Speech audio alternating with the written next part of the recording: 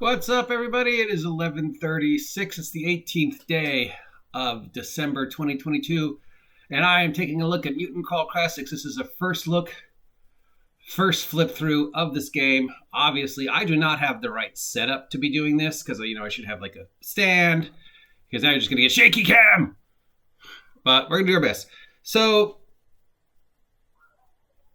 Mutant Future has been around since Gamma World, so we're talking late 70s. But where did the idea come from? That was what I was most curious of. So I looked through the forward and the preface, and I was like, okay, where does the idea of, I've got a duck bill and a lobster claw, and I shoot laser beams, or I'm a mutant plant that's adventuring with a woman, who's got this guy's got like a plant arm, this guy's a bug. I mean, where did this come from? Obviously, there's some origin of this dire future because, if you look at the post-apocalypse films of the late 70s, early 80s, we're talking mostly Mad Max, right? Just desolate desert life, radiation, guns. The mutants were usually just guys with a mohawk, maybe weird makeup and wearing something weird. So where does this guy come from? Where is it a book? Best bet, Jack Vance's Undying Earth series, maybe? Or is it Dying Earth? I don't know. Uh-oh, I think I'm going to sneeze. That's my mutant power. So I looked at the information on Gamma World, because Gamma World is, as far as I know, the first game that did the idea of random mutant powers, and the mutant powers could be ridiculous. You could be playing an intelligent plant or a bug or a Twinkie or whatever. It doesn't really say where the idea come from.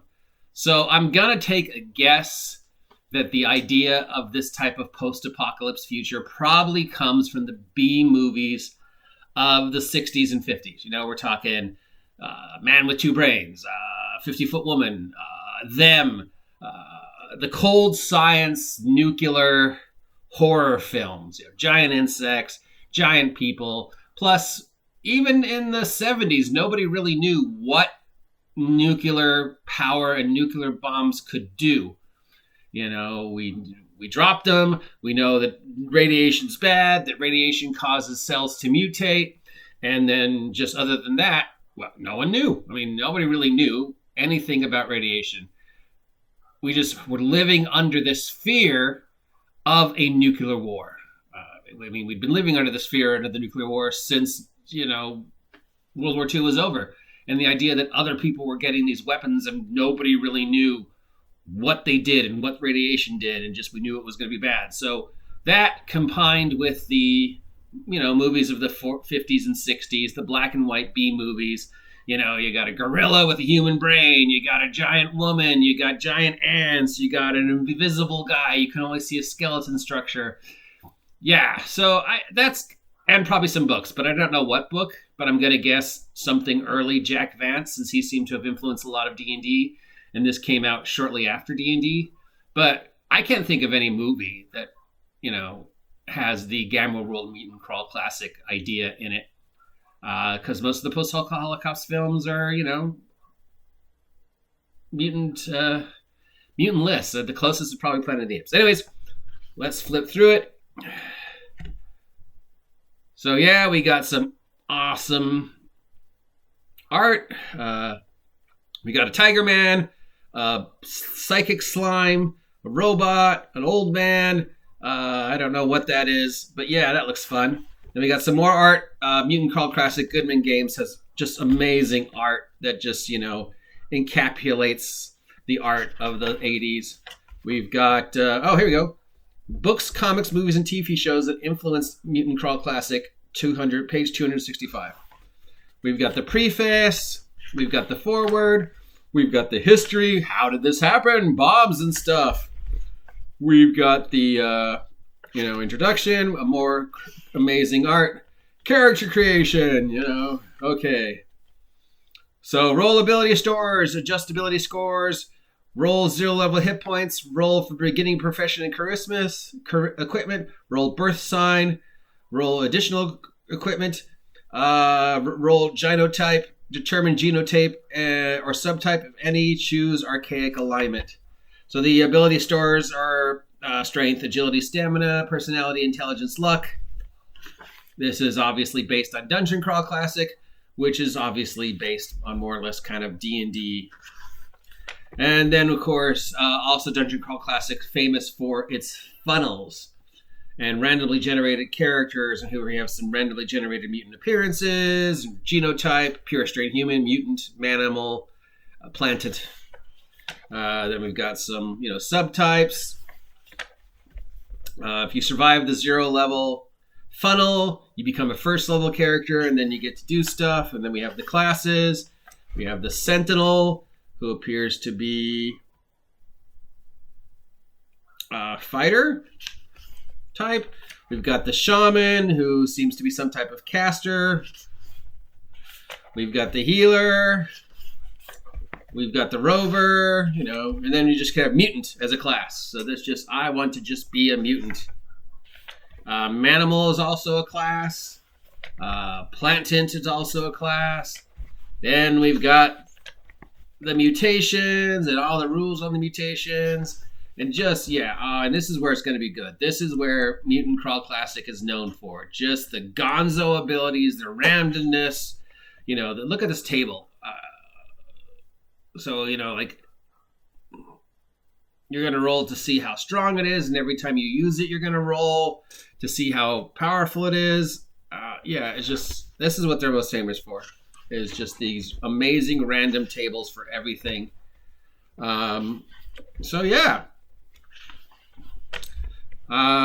Great art. This is just going to be the chunk of the game is going to be the description of the powers.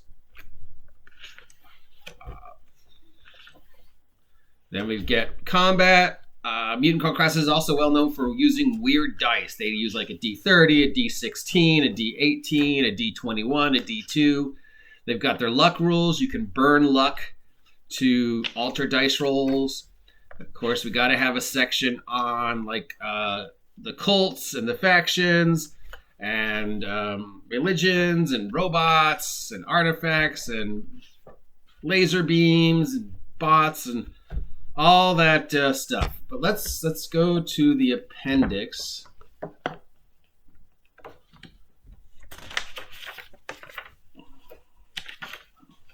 Let's look at this great art. Was it 270 something, right? Here is it also comes with a sample adventure. And yes, I know I'm doing a horrible job with this, but because I'm holding it and trying to turn pages, and I don't really have a thing. This is the first time I've ever tried some of this. So where was that page? I'm completely unprepared. But you guys wanted my first impressions, 265. So my 265s is this. My first impression is this looks awesome. I mean, I would love to play this. It looks unbelievably bizarre and weird and gonzo and complicated. Okay. Books: Starship, Hothouse, Daybreak, No Night Without Stars, Hero's Journey, The Unforsaken Hero, The Dying Earth series, Jack Vance, and Empire of the East. Comus, Kamandi the Lost Boy. Oh, I hadn't thought of Kamandi. Yeah. Movies: Planet of the Apes, The Omega Man, Wizards, of course, TV shows, Thundar the Barbarian, of course, and then a sample adventure. So, this is Thundar the Barbarian, I guess, but without magic, though there's probably an option to add the magic that was prevalent in Thundar the Barbarian. So, just wacko random powers, wacko, I'm half plant, I'm a cyborg, I've got laser beams, I'm wielding a stop sign as a weapon, it's just such a bizarre, gonzo, amazing, strange genre of science fiction that literally makes no sense. But then you got to remember, from a point of view of people back then, coming out of the atomic horror of the 50s and 60s, and the science fiction movies you were seeing were like Planets of the Apes and the 50-Foot Woman.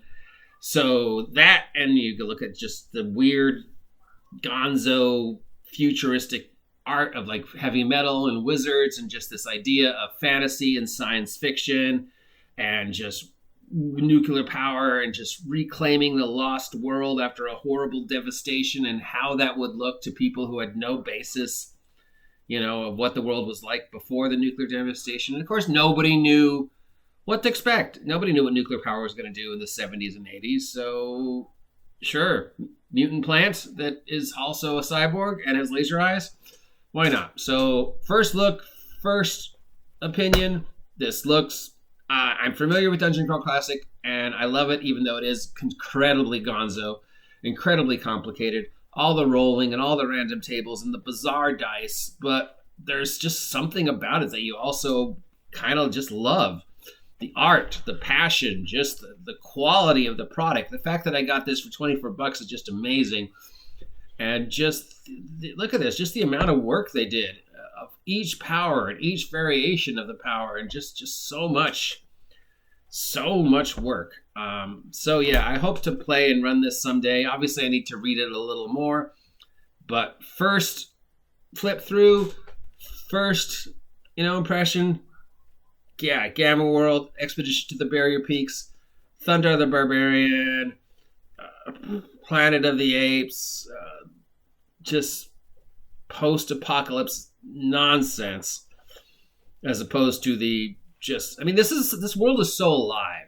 I think that's part of it. It's just so crazy and alive and gonzo, as opposed to sort of the bleak future of what Mad Max and the other post-apocalypse. I cannot say apocalypse. The horror film, the atomic horror films of the 50s and the 60s and the 70s gave us. This world still looks incredibly dangerous and incredibly savage, but, Thundar the Barbarian was fun. It just looks like such an amazing, vivid, living world with just so much colors and just random goofiness. I suppose if I had a choice of apocalypses that I wanted to live in, whether it would be crazy random mutant apocalypse or radiated deathland of nonstop miles and miles of desert, I might choose this world. Maybe? I don't know. Both of them are better than zombie apocalypse. So yeah, first impressions, it looks great. It looks fun. It looks goofy. Obviously, it's a very unique, specific corner of the tabletop role-playing game, and I am not doing it justice with my crappy handy cam, which I apologize for. So if you want to see me do more stuff like this, let me know. If you don't, let me know. Thank you, Aaron, for getting me hooked on Dungeon Crawl Classic and Mutant Crawl Classic, and we'll see you soon. And now I must use my mutant power to control plants to get that plant to turn the thing off. Plant, turn the thing off.